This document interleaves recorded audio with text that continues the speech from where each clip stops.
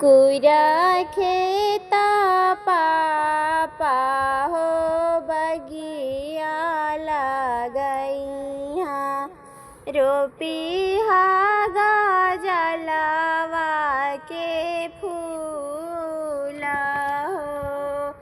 कुरा खेता चाचा हो बगिया लगैया रोपी हागा जलवा के फूला हो। गजला के फूल लोढ़े चललन सुंदर बेटी गोरे बदन कुम्हिलाए हो। गजला के फूल लोढ़े चललन सुंदर बेटी गोरे बदन कुम्हिलाए हो। घोड़ावा चढ़ल अवथी दुल्हा सुंदर दुल्हा कहाँ चललू धनिया अकेला हो।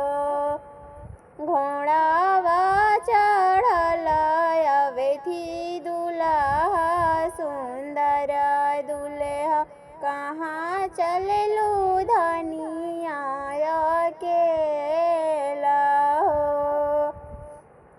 हमारो पापा जी हो बगिया लगैले बगिया में चलनिया अकेला हो।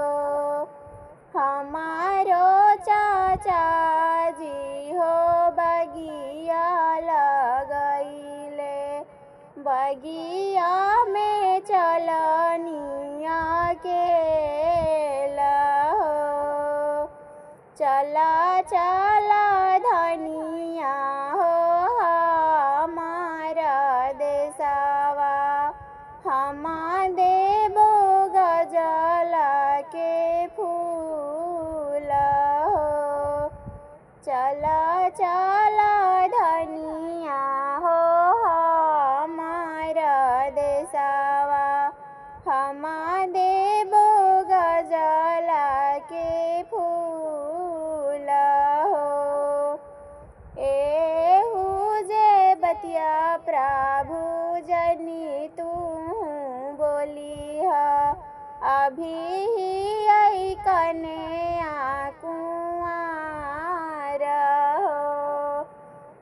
एहू जे बतिया प्रभु जनी तू बोलिहा अभी ही आई कने कुआर हो। जब मोरो पापा हो कहे कन्या दनवा तबे हो बो धनिया तोहार हो। जब मोरो चाचा हो करिहे कन्या दनवा तबे हो बो धनिया तोहार हो। जब मोरा भैया हो लौआ में रही है तबे